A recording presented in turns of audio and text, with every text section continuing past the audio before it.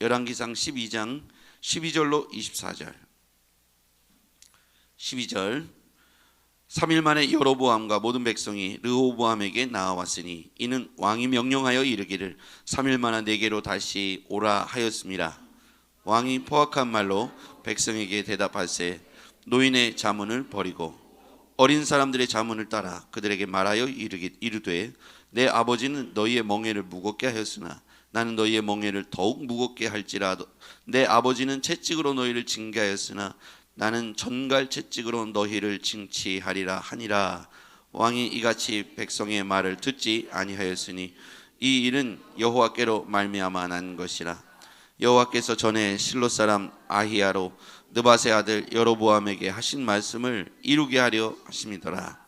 온 이스라엘이 자기들의 말을 왕이 듣지 아니함을 보고 왕에게 대답하여 이르되 우리가 다윗과 무슨 관계가 있느냐? 이새의 아들에게서 받을 유산이 없도다. 이스라엘아 너희의 장막으로 돌아가라.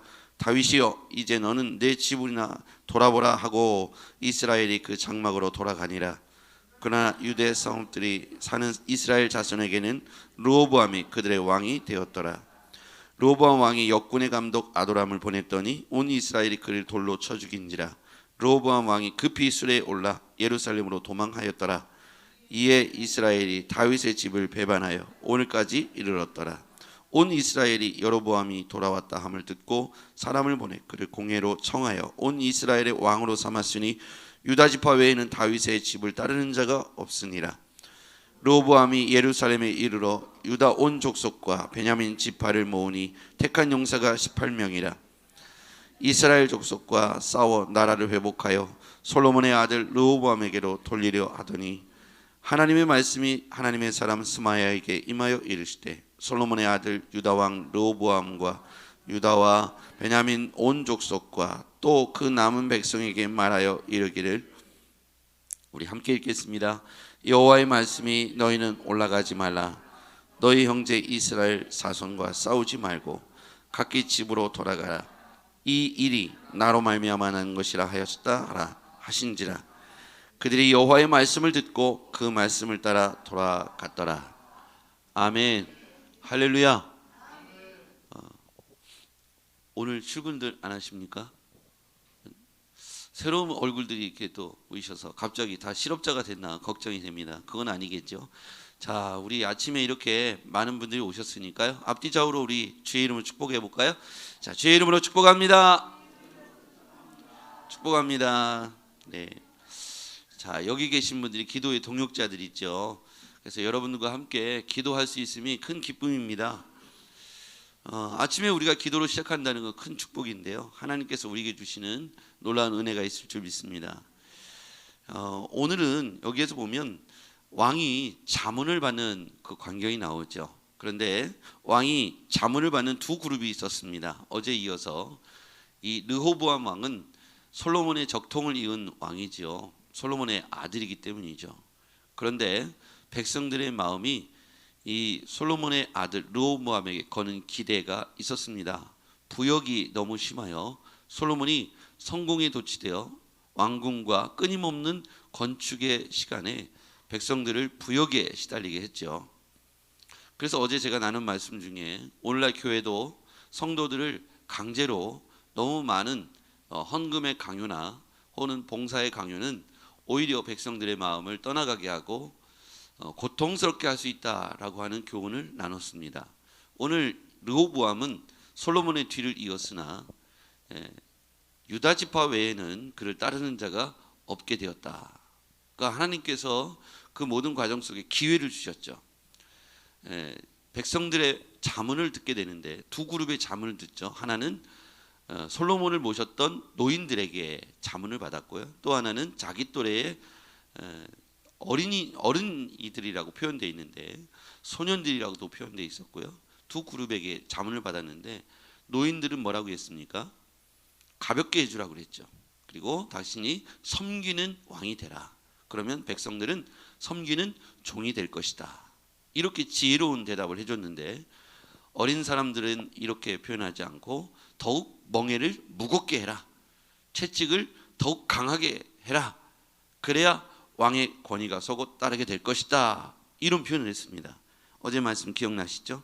그런데 솔로몬이 아들 르호보암이 어떤 선택을 합니까? 누구의 말을 들었습니까? 어린이들, 예, 소년들의 말을 들었어요. 근데 르호보암 자신도 40대였는데 왜 성경은 어린 사람들이라고 표현했을까요? 그것은 신앙이 연약하고 하나님과 멀어진 사람들 의도적으로 소년, 어린 사람들이라고 표현했던 것이죠. 이렇게 되었습니다. 노인의 자문을 버렸어요. 13절 말씀 보시죠. 왕이 시작. 왕이 포악한 말로 백성에게 대답할세 노인의 자문을 버리고, 뒤에 보면 어린 사람들의 자문을 따라 멍에를 더욱 무겁게 하고 채찍으로 너희를 전갈 채찍으로 너희를 징치하리라. 15절 말씀. 왕이 시작. 왕이 이같이 백성의 말을 듣지 아니하였으니 이는 여호와께로 말미암아 난 것이라. 여호와께서 전에 실로 사람 아히야로 느밧의 아들 여로보암에게 하신 말씀을 이루게 하심이더라. 근데 놀라운 사실은 백성들의 말을 듣지 않고 어린 사람들의 말을 들었던 그 이유는 하나님이 그렇게 하셨다는 것을 말하고 있어요. 그러니까 르호보암이 왕이 되었으나 북이스라엘과 남유다로 갈라지게 된 원인은 솔로몬이 하나님이 기뻐하지 않은 일을 계속하니까 하나님이 그를 향한 지지를 철회하신 거예요. 정확히 말하면 다윗의 가문을 향한 지지를 거두신 거예요. 원래 하나님은 다윗을 통해서 지지를 약속하셨어요. 언약을 하셨잖아요. 가문을 통한 약속을 하셨다는 겁니다. 근데 그 약속에는 조건부 약속이었어요. 여호와의 계명을 따르고 하나님의 백성으로서 당당히 살아가면 하나님께서 그 지위를 유지해 주시겠다고 했어요.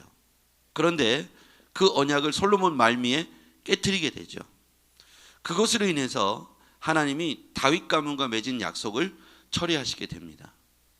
그러면서 르호보암과 여로보암 시대로 북이스라엘과 남유다로 갈라지게 되는 배경이 되죠. 그런데 르호보암이 누구의 말을 자문을 받는가 보니까 어린 사람들의 자문을 받게 됩니다. 그 일 속에는 하나님이 그 역사를 주관하고 있다고 성경은 기록하고 있어요. 르호보암이 어린 사람들의 말을 따르게 된 것이 누가 그렇게 한 거래요? 하나님께서 그렇게 하셨다는 겁니다. 그러니까 하나님의 백성인데요, 이스라엘이요. 하나님의 백성인데 하나님께서 왜 그와 같은 선택을 르호보암에게 하게 하셨을까요? 그것은 하나님의 징계와 지지를 처리하는 순간 하나님이 그들 가운데 고통 가운데 던져 넣어서 그것을 깨닫고 회개할 수 있는 기회로 만드셨다는 겁니다. 그래서 우리는 하나님의 지지가 철회되는 순간 그들의 백성들도 그 다윗 가문을 향한 지지를 철회하게 되죠. 그 말씀을 한번 볼게요. 16절 말씀 보겠습니다. 16절. 온 이스라엘이 자기들의 말을 왕이 듣지 아니함을 보고 왕에게 대답하여 이르되 우리가 다윗과 무슨 관계가 있느냐. 이렇게 백성들의 마음이 떠난 거예요. 야, 이제 우리는 다윗과 아무 모르겠어. 다윗과 우리는 상관이 없어 라고 그들을 향한 충성과 존경의 마음을 거둬들이는 거예요. 이새의 아들에게서 물려받을 유산이 없도다. 이스라엘아 너희의 장막으로 돌아가라. 다윗이여 이제 너는 내 집이나 돌아보라. 이렇게 표현하고 있어요. 그러니까 다윗 가문, 즉 솔로몬 다윗을 향했던 충성과 태평성대를 누렸고 아주 그 강성했던 이스라엘이 몰락하게 된 그 상황 속에서 보니까 하나님이 이스라엘을 보고 솔로몬을 보고 실망하셨고 그를 향한 기뻐하심과 지지를 철회하고 나니까 백성들의 마음도 떠난 거예요. 그러면서 그들 가운데 오히려 솔로몬이 조롱거리가 되고 다윗의 가문이 업신여김이 되는 것이죠. 다윗의 집의 흥망성쇠는요 하나님께 달려 있었다는 겁니다. 하나님을 기쁘시게 할 때는 다윗의 가문이 흥했습니다. 그런데 하나님을 멀리 떠나고 하나님과 거리가 멀어지니까 하나님과도 멀어지게 되고 백성들도 마음이 떠나게 됐던 것이죠. 그가 흥했던 것은 그 나라가 강성하고 이렇게 많은 사람들이 축복을 누렸던 것은 그 배경 속에 누가 있었기 때문입니까? 하나님께서 그렇게 하신 거예요. 그래서 우리는 여기에서 중요한 교훈을 얻어야 합니다. 우리가 하나님의 지지를 얻으면 백성들의 마음도 얻을 수 있어요. 그러니까 우리가 하나님을 기쁘시게 하면 우리 주변에 있는 사업장이라든지 직장이라든지 가정에서도 지지를 얻을 수가 있습니다. 기쁨의 대상이 될 수 있어요. 그런데 반대로 하나님과 멀어지게 되면 우리 주변에 있는 사람들과의 관계, 사업장에서나 직장에서나 어디에서든지 관계가 틀어지게 된다는 거예요. 그래서 그들이 너희 집이나 걱정해, 이런 표현을 하고 있잖아요. 다윗의 가문을 향해서 우리를 다스린다고 너희 집이나 걱정해, 이런 조롱거리가 되는 거예요. 여러분, 우리가 하나님 앞에서 지지를 얻을 때는 뭐든지 잘 되는 것 같아요. 그런데 그게 우리가 잘해서 그렇게 된 게 아니라 하나님께서 우리를 지지하고 있기 때문입니다. 우리가 사업이 잘 되는 것도 누가 그렇게 은혜를 주신 거예요? 하나님과 우리가 관계가 밀착되어 있으니까 하나님이 우리를 그렇게 도우신 거예요. 할렐루야. 네. 제가 이렇게 목회하면서 저도 아들이 둘 있지 않습니까? 저희 아들을 보거나 다른 집의 자녀들을 보고, 어제도 목사님들 이렇게 충북 지역 7개 지역 연합 체육대회가 있었는데 다 끝나고 이제 목사님들 가정들이 이제 다 왔어요. 아이들까지 다 와서 이제 같이 이렇게 식사를 해요. 저희 청주 지역에 있는, 저희가 속한 지방에는 청주 중앙 지방에입니다. 대략 16교회가 같이 이렇게 연합으로 되어 있는데, 아이들이 왔는데 저희 옆 테이블에서 앉아있던 아이들은 7살, 8살 세 아이가 있어요. 쌍둥이 둘에 아이 하나. 근데 제가 옆에서 이렇게 식사를 하는데 그 아이들을 보는데 너무 예쁜 거예요. 얼굴이 예쁘다는 게 아니라 너무 얌전하고, 아이들이 그렇게 말도 예쁘게 하고, 7살, 8살이면 남자아이가 둘, 여자아이가 하나인데 얼마나 부산스럽겠어요. 그렇죠? 보통 정신없을 거 아닙니까? 근데 아이들이 가만히 예쁘게 앉아서 밥을 예쁘게 먹고 말도 예쁘게 하고 전혀 엄마 아빠를 힘들게 하지 않아요. 앉아서 갖다 주면 네 그러고 또 먹고 있고. 그런 아이들이 아직도 대한민국에 남아 있구나. 근데 그 엄마 아빠가 그렇게 예뻐요. 엄마 아빠가 아이들을 대할 때 언어가 예쁘고 표정이 예쁘고 태도가 예쁘더라고요. 그러니까 아이들에게 함부로 하지 않고 아이들을 이렇게 예뻐해 주고 사랑해 줍니다. 제가 무슨 말을 하고 싶냐면, 저희 아이들이 그렇게 저를 닮아서 약간 이렇게 활동적인 면이 있거든요. 물론 찬이는 좀 안 그렇고 나머지 아이가 좀 이렇게 활동적이잖아요. 물론 이제 해병대 한번 갔다 오더니 많이 이렇게 숨이 죽긴 했는데, 저희 아이를 포함해서 우리 교회 아이들을 보면 조금 엄마 아빠의 태도를 하나님 앞에서 어떻게 해야 될지를 본보기를 더 잘 보여줘야겠다는 생각을 했어요. 이 다윗과 솔로몬의 계보, 그리고 르호보암의 계보를 보면서 저는 이 생각이 들었다는 말입니다. 아이들의 태도와 행동이 부모에게 영향이 있다는 사실을 말하고 싶은 겁니다. 그래서 우리는 아이들을 양육할 때 양육자의 태도가 신앙 안에서 겸손하고 차분하고, 아이들을 대할 때 함부로 하지 않고 정말 신앙적인 태도로 언어로 사용하는 것이 필요하겠다. 제가 이 생각을 저 20대 초반에 했었어야 되는데, 그죠? 아이들을 양육할 때 양육자의 태도가 있을 때 그렇게 했으면 이제 지금부터라도 그렇게 해야겠죠. 오늘 우리가 하나님 앞에서 이 계보를 쭉 보면요, 정말 이것이 위로부터 아래로 물 흘러가듯이 흘러가고 있구나라는 것을 생각하게 됩니다. 흘러갑니다. 지금까지 왜곡된 물줄기가 있다면 이 물줄기를 예쁘게 하나님 앞에서 올곧게 잘 만들었으면 좋겠습니다. 우리가 우리의 삶이, 제 삶이 그랬고, 이게 좀 굴곡진 물줄기를 따라가다 보니까 말도 거칠고 또 생각도 태도도 그렇게 그 아이들처럼 예쁘게 되어지지 못했다면, 지금 우리가 하나님 말씀 앞에서 다윗과 솔로몬, 르호보암을 보면서 우리의 삶의 계보들을 좀 신앙 안에서 다시 한번 돌아보고, 하나님께서 한 가문을 향하여 어떠한 태도, 어떠한 지지와 철회, 이 광경을 보면서 우리가 하나님 앞에서 어떠한 삶을 살아가야 될지 오늘의 말씀을 교훈 삼았으면 좋겠습니다. 지금부터라도 아이들과 함께 또는 가정 안에서 영적 질서를 잡고 기도해 주면서 함께 신앙의 줄기를 따라갈 수 있도록 여러분 기도하고 가정을 세워갔으면 좋겠습니다. 솔로몬 대에서 우상 숭배에 빠지니까 그 백성들 전체가 마음이 돌려지고 고통스럽게 되는 걸 보게 됩니다. 다윗 때에서 솔로몬 초기에서 누렸던 태평성대가 솔로몬의 오판으로 인하여 모든 것이 허물어졌다는 것이죠.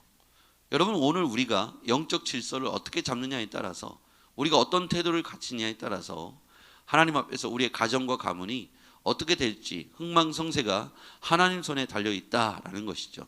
또 우리 교회 안에서 어른들의 영적 질서와 태도가 아이들 다음 세대에게 그대로 영향을 미친다는 사실을 잘 기억하길 바랍니다. 20년 뒤 30년 뒤에 우리 교회의 모습은 현재 우리가 갖고 있는 모습이 될 겁니다. 이것을 아이들이 그대로 본받기 때문이죠. 그 성도들이, 우리 어른들이 모여서 뭘 하는지를 아이들이 유심히 보고 있는 거예요. 여러분들이 모여갖고 기도하고 찬송하고 위로하고 격려하고 허그하고 이런 모습을 아이들이 보면요, 굉장히 교회 올 때 마음이 안정돼 있고 평안하고 기뻐요. 근데 교회 왔는데 장로님들끼리 막 싸우고 집사님들끼리 막 싸우고 서로 험담하고 뒷담화하고 이런 걸 아이들이 멀리서 이렇게 보게 되면 교회를 생각할 때 답답하고 떠날 공간이고, 교회는 나쁜 곳이라고 하는 인식을 갖게 돼요. 놀랍게도 이런 인식을 갖고 신앙생활하는 목회자 자녀들이 엄청 많더라고요. 나는 절대로 목사 안 할 거야.